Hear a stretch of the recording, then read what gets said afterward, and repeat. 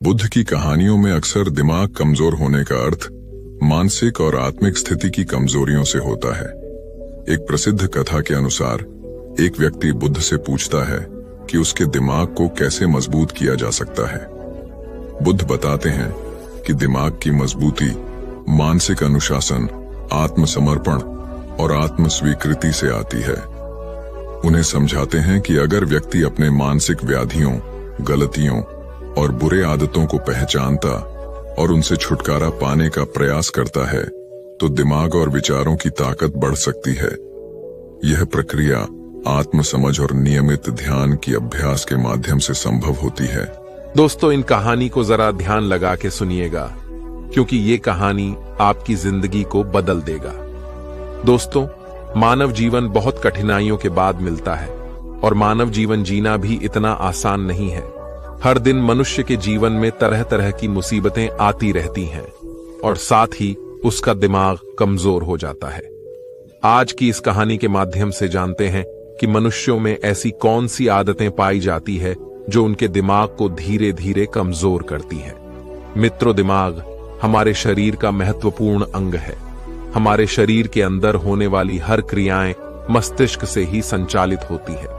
किसी घटना पर हम कोई भी सुझाव देते हैं तो वह केवल और केवल मस्तिष्क के ही कारण हो पाता है। अगर आप अपने किसी भी शरीर के हिस्से या हाथ को मोमबत्ती की तरफ लेकर जाते हैं तो वह आपके हिस्से को जला देती है, लेकिन इसका संदेश सबसे पहले मस्तिष्क तक पहुंचता है और तभी आप अपना हाथ जल्दी से हटा लेते हैं, क्योंकि आपके मस्तिष्क में यह बात आ जाती है कि अगर हाथ को मोमबत्ती के पास ज्यादा समय तक रखा तो हाथ जल जाएगा।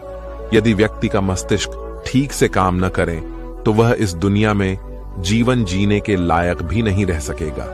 सभी जीवित प्राणियों में मस्तिष्क जन्म से होता है और इसका विकास उम्र के साथ होता रहता है, लेकिन कई बार हमसे जीवन में कुछ ऐसी गलतियां या आदतें बन जाती हैं जो हमारे मस्तिष्क को कमजोर करती हैं, और इन आदतों के लिए कोई और नहीं बल्कि हम स्वयं जिम्मेदार होते हैं। दोस्तों, महात्मा बुद्ध की शिक्षा हर किसी के जीवन को नई दिशा दे सकती है। एक समय की बात है, महात्मा बुद्ध अपने कुछ शिष्यों के साथ यात्रा पर जा रहे थे। चलते चलते वे एक जंगल के में पहुंचे और अंधेरा होने लगा। महात्मा बुद्ध और उनके शिष्यों ने निर्णय लिया कि आज की रात वे यहीं पर बिताएंगे और कल सुबह होते ही आगे की यात्रा पर निकलेंगे। उन सभी शिष्यों में से बुद्ध के एक परम शिष्य भी थे जो कि कद में नाते और बहुत भोले भाले थे। सभी शिष्यों में से एक शिष्य की आदत बिल्कुल अलग थी, जहां सभी लोग 7 से 8 घंटे की नींद लेते थे। ये महाशय केवल 3 घंटे ही सोते थे। इनका मानना था कि जो लोग अधिक सोते हैं वह आलसी होते हैं। महात्मा बुद्ध के शिष्य को भोजन करना बहुत अधिक पसंद था। जब वे भोजन करने बैठते थे तो अन्य सभी शिष्यों के हिस्से का भी भोजन कर लेते थे। इसी प्रकार उनकी कई ऐसी आदतें थीं जो अन्य शिष्यों को परेशानी में डाल देती थीं। उस रात जब महात्मा बुद्ध और उनके शिष्यों ने जंगल के किनारे पर डेरा डाला, तब दूर दूर तक पानी की कोई व्यवस्था नहीं दिख रही थी। इस बार पानी खोजकर लाने की जिम्मेदारी बुद्ध के उन भोले भाले शिष्य को दी गई। महाशय मटका लेकर पानी की खोज में निकल पड़ा। उसका शरीर पहले से थका हुआ था। काफी सोच विचार करते करते और चलते चलते आखिरकार उसे तालाब दिख गया। उसने तालाब से मटके में पानी भरा और पानी लेकर जैसे ही आगे बढ़ा, वहीं पर चक्कर खाकर गिर पड़ा। उधर महात्मा बुद्ध और उनके अन्य शिष्य उनकी प्रतीक्षा करते रहे। जब प्रतीक्षा में पूरी रात बीत गई, तब अगली सुबह महात्मा बुद्ध स्वयं अन्य शिष्यों के साथ अपने उस शिष्य की खोज में निकल गए जो रात से वापस नहीं लौटा था। सभी लोग उसे खोजते हुए तालाब के पास पहुंचे और मूर्छित हुए शिष्य को होश में लाने का प्रयास किया। जब वह शिष्य होश में आया और महात्मा बुद्ध को अपने सामने देखा तो चौंक गया। उसे कुछ भी याद नहीं था कि वह तालाब के पास क्या कर रहा है। उसके इस व्यवहार को देखकर अन्य सभी शिष्य उस पर हंसने लगे और उसे मंदबुद्धि कहकर चिढ़ाने लगे। वह भोला भाला शिष्य वहीं पर रोने लगा और कहने लगे कि हाँ मैं मंद बुद्धि हो, तब महात्मा खाना खाने लगते हैं ना, तो उनके खाने में किसी प्रकार की कोई गुणवत्ता होती है और न ही वह कभी खाने की मात्रा पर ध्यान देते हैं। कई लोगों को लगता है कि अधिक खाने से शरीर को अधिक ताकत मिलती है, जबकि ऐसा कुछ नहीं है। अधिक खाने से शरीर में केवल बीमारियां ही लगती हैं, कभी पाचन संबंधी बीमारी तो कभी शरीर का मोटापा। यह सब कुछ खाने की गलत मात्रा और उसकी गुणवत्ता के कारण ही होता है। जब व्यक्ति का शरीर बीमार रहेगा तो इसका असर मस्तिष्क पर भी होगा। इसलिए अपने मस्तिष्क को तेज रखने के लिए सही मात्रा में और सही गुणवत्ता वाला भोजन करना चाहिए। तीसरी और खास आदत, खुद को कार्य करने की मशीन समझना। इस संसार में कई ऐसे व्यक्ति हैं जो दिन रात काम के पीछे भागते रहते हैं और इस बीच न तो वे अपने शरीर को आराम देते हैं और न ही कभी अपने परिवार को समय देते हैं। ऐसी आदतों से उनके जीवन में तनाव बढ़ जाता है और एक दिन ऐसी थकान हो जाती है कि फिर वह पहले के जितना सक्रिय नहीं हो पाते हैं। इसलिए अगर आप भी खुद को कार्य करने की मशीन समझ रहे हैं तो आप अपने शरीर को खराब करने के साथ साथ अपने दिमाग को भी खराब कर रहे हैं।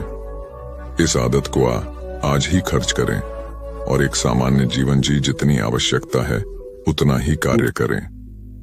चौथी आदत, बुरी आदतों की भरमार रखना। कई व्यक्तियों में आलस्य इतना अधिक होता है कि वह किसी भी काम को ठीक से नहीं कर पाते हैं।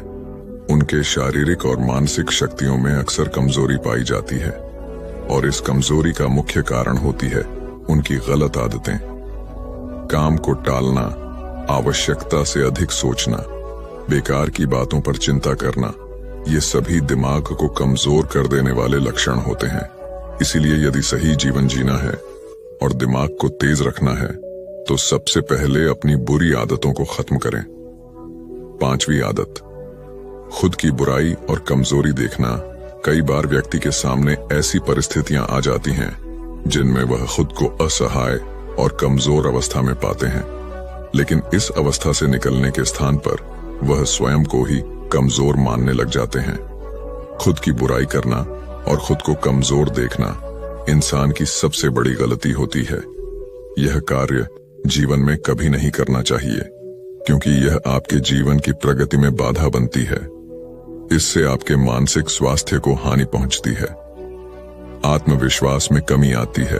अपने दिमाग को तेज बनाए रखने के लिए खुद की बुराई कभी दूसरों के सामने नहीं करनी चाहिए या स्वयं ही स्वयं की बुराई कभी नहीं करनी चाहिए। स्वयं को सकारात्मक बातें बोलनी चाहिए ताकि दिमाग सही दिशा में कार्य कर सके। हो सके पीछा छुड़ाना चाहिए। सातवीं आदत, दूसरों से अधिक उम्मीदें रखना। संसार में एक से एक दयालु और सच्चे व्यक्ति हैं जिन्होंने सभी की सहायता की है, किंतु कई बार हम अपने आचरण के कारण दूसरों से भी आशाएं लगा लेते हैं कि वह भी हमारी सहायता करेंगे, और जब वह हमारी सहायता नहीं करते हैं तो हमें कष्ट पहुंचता है। इस संसार में कोई किसी का नहीं है, इसलिए दूसरों से आशाएं लगाना आज ही बंद कर दीजिए। कोई आपकी अपेक्षाओं को पूर्ण नहीं करने वाला है। यह आदत आपके दिमाग को कमजोर बनाती है। यदि अपेक्षाएं करनी है तो स्वयं से अपेक्षा करो ताकि जीवन में कुछ बड़ा कर सको। दूसरों से अपेक्षा तो केवल और केवल दुख ही देती है। आठवीं आदत, बुरे लोगों का साथ नहीं छोड़ पाना।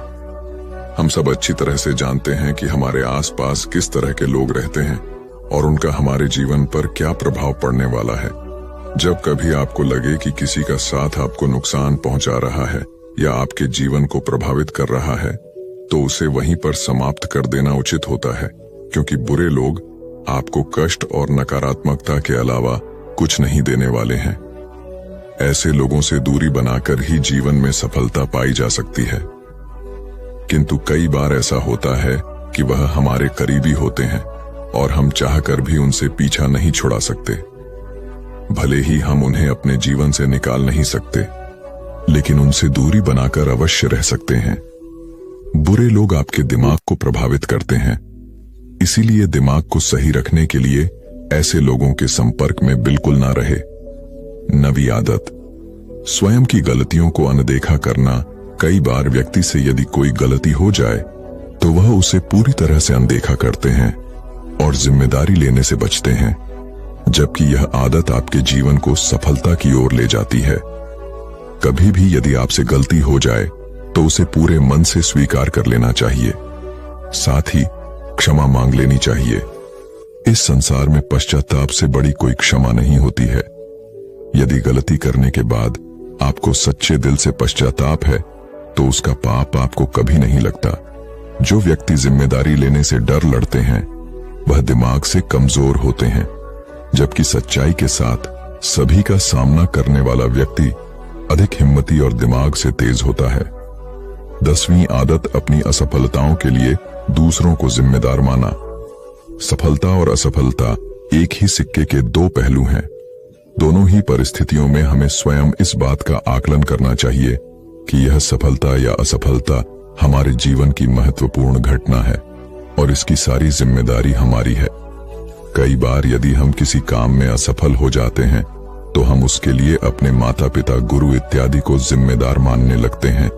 यह आदतें आपके दिमाग से कमजोर बनाती है। कभी भी अपनी असफलता के लिए दूसरों को जिम्मेदार नहीं बनाना चाहिए, बल्कि स्वयं की मेहनत पर विश्वास रखना चाहिए।